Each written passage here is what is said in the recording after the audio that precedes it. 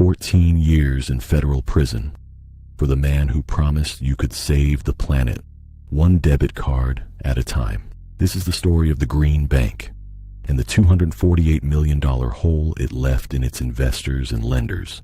Aspiration sold banking as a moral act, fossil fuel-free deposits, and account fees you were trusted to set for yourself. Open the app and your change cleaned a beach. Tap the card and a tree went into the ground. Spend money, plant a tree. That was the whole pitch.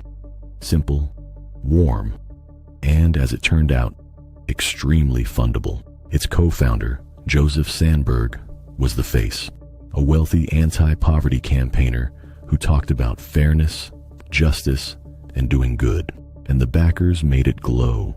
Leonardo DiCaprio, Drake, Robert Downey Jr., money with a conscience, and famous friends. Venture cash poured in, 9 figures of it before the pandemic even started.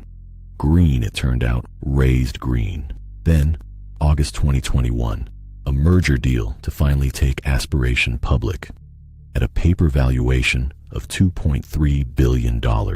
A startup bank worth billions on paper. Almost nobody, anywhere, was asking what was actually underneath all that paper, because by then, the money had brought serious company. The biggest stage in American sport had just come calling. That year, the NBA approved a sponsorship between Aspiration and the LA Clippers. ESPN later reported it at about $300 million. Star forward Kawhi Leonard signed his own endorsement deal with the company too. Hold on to that name for later. The league had signed off.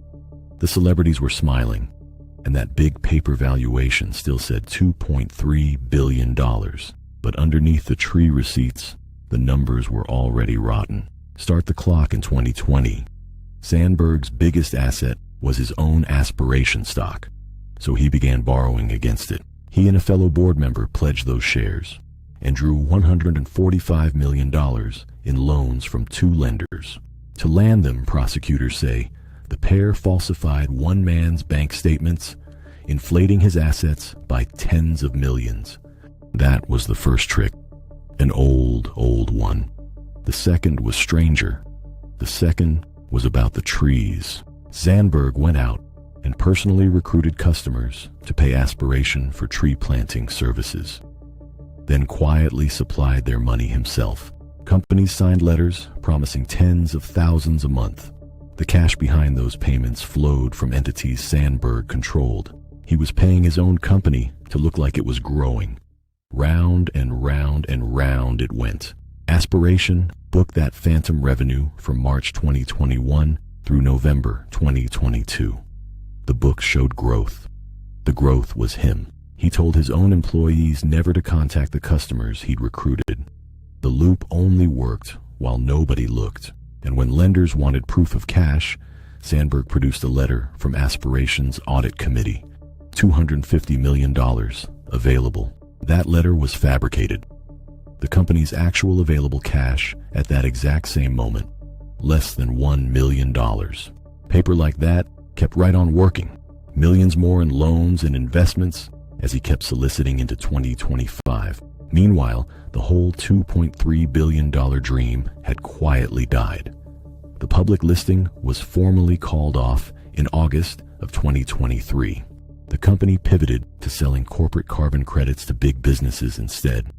It wasn't nearly enough to save it. Then, in March 2025, federal prosecutors finally charged Sandberg with defrauding both his own investors and his own lenders. Weeks later, Aspiration itself was deep in Chapter 11 bankruptcy. The famous Green Bank was now, officially, completely broke. By August, the government's figure had grown much larger, at least $248 million in losses across multiple victims. Sandberg agreed to plead guilty, and that same October, in court, he did. 2 counts of federal wire fraud, the anti-poverty campaigner, the tree planter, the banker with a conscience. Every single word of it now read very differently. And then, on the first day of June 2026, the sentence finally came down. 14 years in federal prison. for what prosecutors called a 5-year scheme built on statements that were never true. He preyed, in the Justice Department's own words, on the very investors and lenders who believed in his vision. And still, even now, this whole story is not over yet. Not for the courts, and not for basketball. A separate SEC lawsuit against Sandberg still remains wide open in federal court to this very day. The NBA is still investigating both the Clippers and Kawhi Leonard. No findings have been announced. None against anyone. In July, it reportedly widened to a second Leonard endorsement deal and could stretch into 2027. Still no findings. Clippers owner Steve Ballmer says that he was duped, and he has called the allegation against his team absurd. Sandberg himself, reporting says, even cooperated with the league's own inquiry. While his own criminal case was playing out, the Green Bank promised money without guilt. Paint a thing green enough, and people stop checking what sits underneath.